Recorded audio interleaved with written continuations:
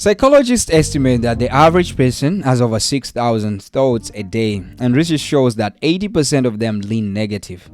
Not because life is terrible, but because the human brain is built like a paranoid security guard, always scanning for danger, never celebrating the good. Now imagine this: you wake up, you stub your toe, spill your coffee, and suddenly your brain is like, yes, this is who we are now, a failure, a walking disaster. Meanwhile, your day has not even started. So this episode is about breaking that cycle, not with fake positivity, not with good vibes only, but with real awareness, real psychology, real stories, and a little human to keep you sane. Having said so, welcome back to JengaPod. This is the Power of Positivity series, and I'm your host, Godwin Silayo. And today we are diving into the foundation, the awareness episode, the one that makes you go, wait, maybe this is my aha moment. How come I didn't know about all this? Now, this episode is the episode that you play while driving, cooking, cleaning, gymming, pretending to work, and so on. This episode is that episode that wakes you up. And before we go deeper, make sure you like this episode and share with someone who needs it. And stream JengaPod on Spotify, Apple Podcasts, and Amazon Music. Now, having said so, let's get started. Now, let's look at section 1, the negativity default. Humans are wired for negativity, not because we are dramatic, okay, maybe a little, obviously you know how dramatic you can be at some point, but because our ancestors survived by assuming everything was a threat. A rustle in the bushes, probably a lion. A stranger approaching, probably a thief. A friend not texting back, probably hates me. Now, this wiring kept us alive, but today it keeps us anxious, reactive, and pessimistic. Now, you might ask me why this matters. One thing that I'll tell you is that, if you don't understand your brain default setting, you will think negativity is your personality, when it actually is your programming. So, let's look at section 2, a story to wake you up. Picture this. A man is walking down the street, smiling, humming, enjoying life. Stranger stops him and says, "Why are you so happy?" The man replies, "Because I decided to be." The stranger says, "But life is hard." The man smiles and says, "Exactly, that's why I chose the easier path, positivity." Now, this is not a fairy tale. It's a real psychological principle. Your brain follows the emotional tone you set.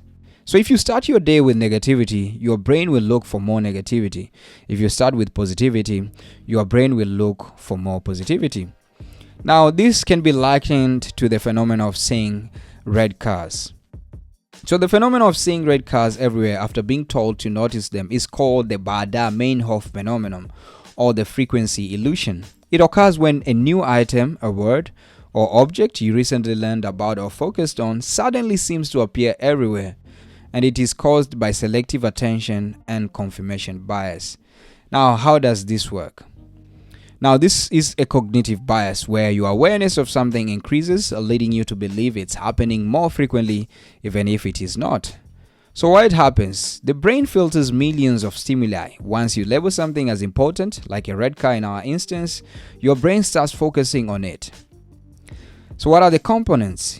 This involves selective attention, noticing only what interests you, and confirmation bias, looking for things that support your interest. So the red car theory is often used in coaching to explain how focusing on a goal, like a specific car or a life objective, makes opportunities appear frequently in your daily environment. Why am I trying to say this? Is that this is psychologically backed.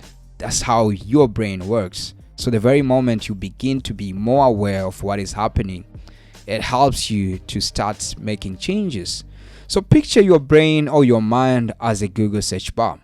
When you type "life is terrible," it will show you all the evidences that life is terrible. Also, if you type "life is working for me," it will suddenly show you how life is working for you. So, it's your choice. What kind of perception or what kind of a strategy are you choosing? Are you choosing to be positive or not? Here's your gentle reminder. If this is speaking to you, pause for a second and like this episode. It helps more people find JengaPod, and it tells the algorithm that this message matters. And if you're listening on Spotify or Apple Podcasts or Amazon Music, hit a follow so you never miss an episode.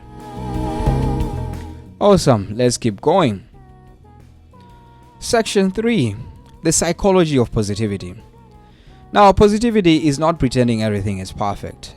It's choosing a mindset that helps you think clearly, solve problems faster, build stronger relationships, stay resilient under pressure, recover from setbacks quicker. So studies show that positive people are 31% more productive, 40% more likely to get promoted, 23% less stressed. And also these people are more creative, more persistent, and more confident. Positivity is not somebody's personality trait. It's a skill. And as a skill, it can surely be learned. Now, let me be a little bit dramatic here. Let me tell you the cost of negativity. This is section 4, the cost of negativity. So negativity drains your energy before life even begins to challenge you. What it does, it makes you overthink.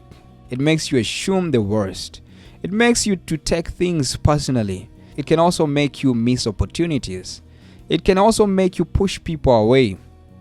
And lastly, and sadly, it can help you sabotage your own progress. So negativity is very, very expensive. It's a bill you wouldn't want to keep. But on the contrary, positivity is very, very profitable. Some of us wake up like an alarm clock personally insulted us. We open our eyes like, who approved this? Who allowed mourning to happen? Or you meet someone who is so negative that if you told them you look good today, they will reply, so you mean I looked terrible yesterday? Now, this is funny, but some of us are just like that on different days. A little humor can help us to see ourselves without judgment, and that's the first step to change. We can always put humor into our life. Now, if this is speaking to you right now, pause for a second and like this episode. It helps more people find JengaPod, and it tells the algorithm that this message matters. And if you're listening on Spotify, Apple Podcasts, or Amazon Music, hit a follow so you never miss an episode. Awesome. Let's keep going. Section 6. The philosophy of positivity. Now, Stoic philosophers believed that your mind is the only thing you truly control. Epictetus said, it is not what happens to you, but how you react to it that matters. So life will always bring challenges, but your interpretation, your lens, determines your experience. Positivity is not about ignoring reality. It's about choosing the most empowering interpretation of reality. Now, section 7, the awareness shift. By the end of this episode, my intention is that you should be able to recognize when your brain is defaulting to negativity, when you are creating catastrophic scenarios in your head, when you are assuming the worst, when you are letting fear narrate your story. Awareness is the first step. You cannot change something that you cannot see. When you need to fix something that is wrong, you kind of have to step outside and start observing intently. So, even in this series, The Power of Positivity, once you begin to be aware of what is going on in your head, you can certainly start to change something. So here's your call to action. Now, if this episode is already shifting something in you, make sure you like this episode first and foremost. Share it with someone who needs positivity today. And stream JengaPod on Spotify, Apple Podcasts, and Amazon Music. Your support helps this message reach more people. So to close, this is just episode 1. In episode 2, we are diving into real-life stories of people who stayed positive through chaos and how that mindset changed everything. We're going to look at 3 people here, as I said. We're going to look at Michael Jordan. We're going to look at Kobe Bryant, and we're also going to look at Dale Carnegie. And the aim is so that you get inspired, you get challenged, and you get energized. Now, having said so, this is JengaPod, and I'm your host, Godwin Silayo. Let's keep stacking, let's keep building, and let's keep on rising. Thank you so much for tuning in, and I'll see you in episode 2. Let us.